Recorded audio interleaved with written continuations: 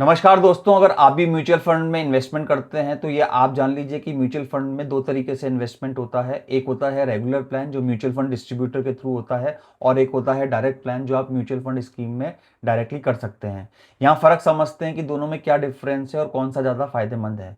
Direct plan वो होता है जब आप म्यूचुअल फंड स्कीम में खुद से as an stand alone investor अपना सेविंग्स उसमें इन्वेस्टमेंट करते हैं, तो वो होता है डायरेक्ट। और अगर म्यूचुअल फंड डिस्ट्रीब्यूटर को यूज करके आप इन्वेस्टमेंट करते हैं म्यूचुअल फंड में, तो वो हो जाता है आपका through mutual fund distributor regular plan.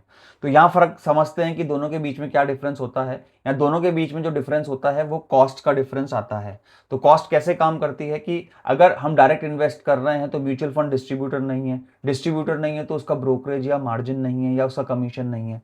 तो एक्सपेंस रेशियो डायरेक्ट प्लान में as compare to a regular plan कम होगा। अब जब एक्सपेंस रेशियो कम होगा, एक्सपेंसेस कम होंगे, तो आपकी जो नेट असेट वैल्यू होती है, जो प्रॉफिट मार्जिन होता है, वो आपको डायरेक्ट प्लान में कंपैरेटिवली ज़्यादा रहेगा as compare to a regular plan.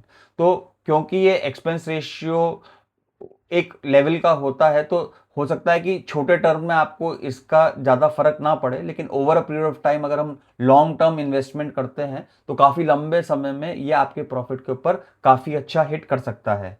अच्छा, सोचने की बात यह है कि म्यूचुअल फंड कोई भी स्कीम लॉन्च करता है, तो चाहे रेगुलर प्लान हो चाहे डायरेक्ट प्लान हो, वो ये दोनों इन्वेस्टमेंट की जो फैसिलिटीज़ है वो हर स्कीम में, हर म्यूचुअल फंड के अवेलेबल होती ही होती है।